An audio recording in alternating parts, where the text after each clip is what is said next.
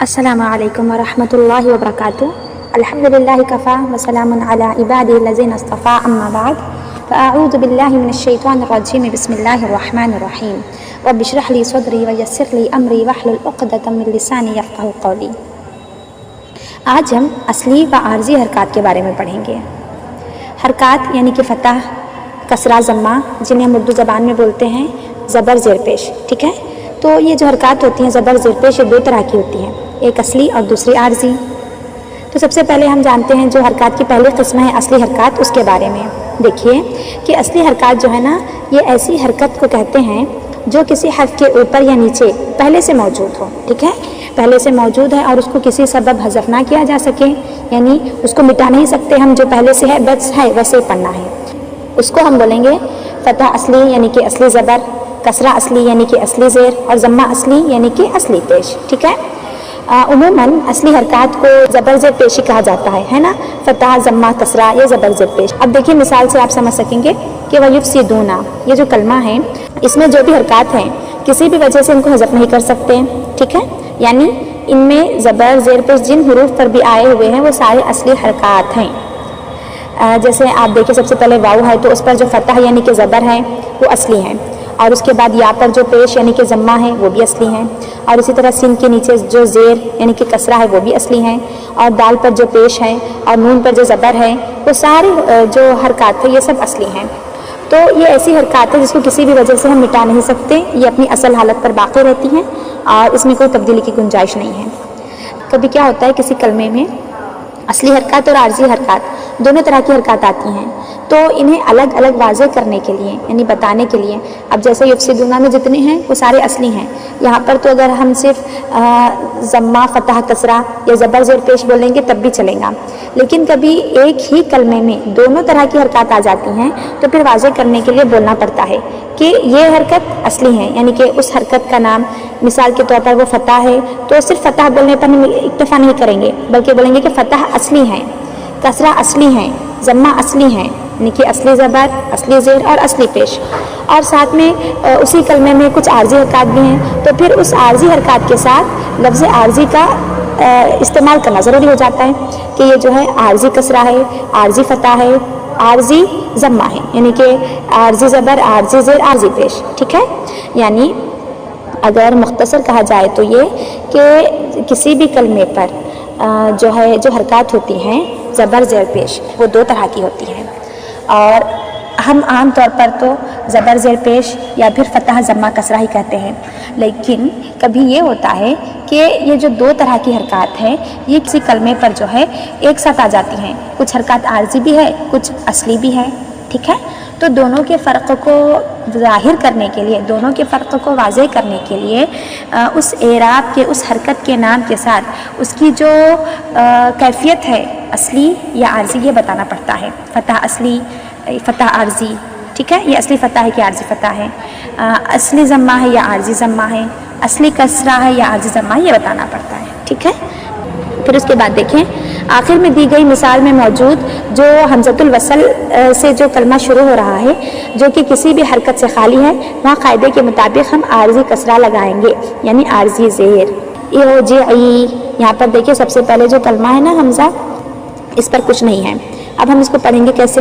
پڑھنا تو دشوار ہو جائے گا، ہے نا؟ اور پھر دیکھیں اب اس کو پڑھنا ہے، یہاں سے ہماری تلاوت شروع ہو رہی ہے تو اس حمزہ کے نیچے ہم کو زیر لگانا ہے۔ اب آپ یہ سوچیں گے کہ ہم نے جو ہے فتح اور ضمہ یعنی زبر پیش چھوڑ کر زیر کیوں لگایا، تو اس کا جواب یہ ہے کہ یہ چیزیں ہمیں آگے سمجھ آئیں گی کہ ہم کو جب خود سے حرکت لگانا پڑتا ہے فتح، کسرہ یا ضمہ والا تو وہ کسی قاعدے کے مناسبت سے، قاعدے کے مطابق لگانا پڑتا ہے، ٹھیک ہے؟ تو یہاں پر جو قاعدہ بن رہا ہے وہ کسرہ کا بن رہا ہے، اس لیے ہم نے حمزہ کے نیچے کسرہ لگا کر پڑھا۔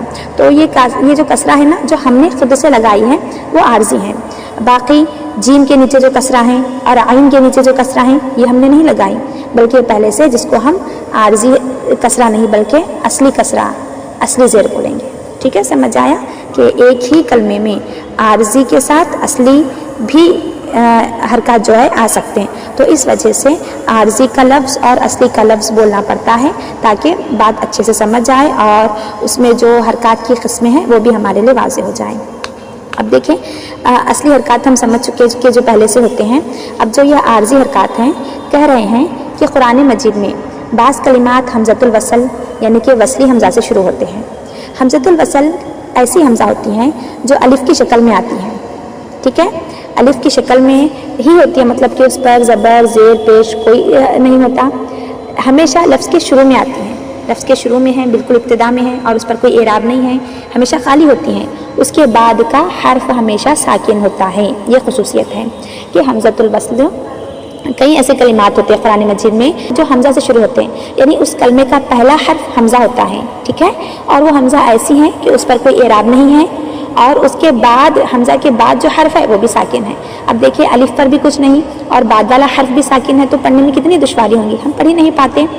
تو اس وجہ سے اس حمزۃ الوصل پر جہاں سے کلمے کی ابتدا ہو رہی ہے, شروعات ہو رہی ہے, ہم کو اعراب لگا کر پڑھنا پڑتا ہے, زبر زیر یا پیش, اور جہاں جو قاعدہ بنے گا اس مناسبت سے وہ حرکت لگیں گی, اس کو ہم عارضی حرکت کہتے ہیں. ٹھیک ہے, اب یہاں مثال دیکھیں, ارجعی امرتابو عذابی نرکز رب ارجعونی ارجعو الذی ارتضی. تو اب دیکھیں مثالیں پڑھنے کے بعد ارجعی میں آپ غور کیجیے, یہ جیم کے نیچے جو ہے یہ اصلی کسرہ ہے اور حمزہ کے نیچے جو ہے یہ عارضی ہے, یہ ہم پڑھ چکے ہیں. اب اس کے بعد دیکھیں اس کلمے سے ہماری تلاوت شروع ہو رہی ہے تو پھر اس کے نیچے اعراب لگانا ضروری ہی ہے. جیسے ہم نے ارجعی کے وقت جو ہے حمزہ کے نیچے کسرہ لگا دیا. اب امرتابو یہ جو ہے یہاں پر ہم میم کے کسرہ کو را میں ملا کر پڑھ رہے ہیں. ٹھیک ہے, تو اس وقت یہ جو درمیان میں الف ہے نا حمزۃ الوصل, یہ گر جائیں گی. امرتابو, لیکن ام الگ کلمہ ہے اور ارتابو الگ کلمہ ہے. ٹھیک ہے, تو اگر ہم علیحدہ پڑھیں گے تو کیا کرنا پڑے گا, یہ جو حمزۃ الوصل ہے درمیان میں اس کے نیچے بھی کسرہ دینا پڑے گا. اور نون خطنی بھی آپ کو نظر آ رہی ہے, چھوٹی سی نون, یہ جو ہے آگے قاعدے میں آئیں گی تو تب ہم سمجھیں گے انشاءاللہ کہ یہ کب کیسے اور کیوں استعمال ہوتی ہیں. ٹھیک ہے, پھر اس کے بعد اس حمزۃ الوصل پر قاعدے کے مطابق جو حرکت لگا کر پڑھیں گے وہ عارضی حرکت ہوگی. قاعدے کے مطابق جو حرکت وہاں آئیں گی اسے کیا بولیں گے ہم, فتح عارضی, کسرہ عارضی یا ضمہ عارضی. ٹھیک ہے, ارجعی کے حمزۃ الوصل کے نیچے جو قاعدے کے مطابق لگانا ہے وہ کسرہ ہے, وہ عارضی کسرہ کہلاتی ہیں. اس کے ساتھ جو ہے ہم تلاوت کریں گے کسرہ لگا کر. اب اس کے بعد دیکھیں کہ دوران تلاوت حمزۃ الوصل روانی میں گر جاتی ہیں, یعنی ہم مسلسل پڑھ رہے ہیں, حمزہ سے تلاوت کی ابتدا نہیں ہو رہی ہے بلکہ حمزہ سے پہلے والے کلمے کو حمزہ کے بعد والے حرف میں ملا کر پڑھ رہے ہیں. تو روانی میں یہ ہوتا ہے کہ وہ جو حمزہ ہے جو خالی ہے جس پر کچھ نہیں ہے اور اس کے بعد کا حرف بھی ساکن ہے تو وہ گر جاتی ہیں. ٹھیک ہے, وصل پڑھتے وقت اس پر قاعدے کے مطابق حرکت ڈالی جائیں گی. وصل یعنی کہ اگر ہم وہاں سے شروع کر رہے ہیں تو حمزہ پر اعراب لگا کر زبر زیر پیش جو لگانا ہے عارضی حرکات میں سے لگا کر پڑھیں گے. روانی میں ہے یعنی کہ پیچھے سے آگے کو ملا رہے تو پھر وہ حمزہ گر جاتی ہے, یہ آپ کو یاد رکھنا ہے. ٹھیک ہے, عارضی حرکت لگانے کا قاعدہ نون خطنی کے سبق میں آپ کو سکھایا جائے گا انشاءاللہ. بارک اللہ فیکم.